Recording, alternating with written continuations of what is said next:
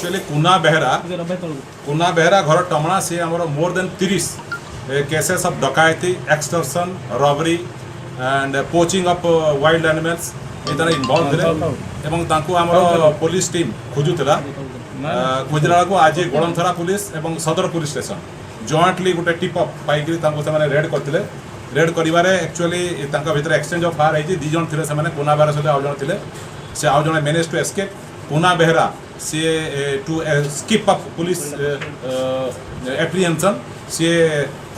Eight random firing कला from on police team से आमर दी जन पुलिस अफसर इंजर्ड होती एवं कुना बेहरा ता गोड़े गोली बाजी दीटा गोली बाजी आज्ञा आज्ञा दीटा गोली बाजी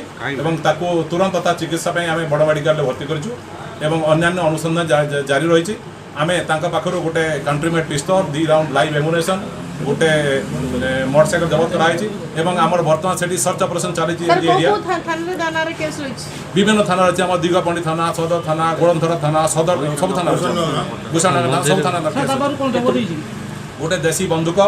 2टा लाइव एमुनेशन एवं किसी फायर होता कैटरी से खोजा चलती बर्तमान सब सर्च ऑपरेशन जारी अच्छी फायर होता कैटरीज गोटे मोटरसाइकेल से व्यवहार करता गोटे मोटरसाइकेल जबत होती आउ किसी से जंगल भितर खसी पड़ी अनुमान कर सर्च ऑपरेशन जारी रही।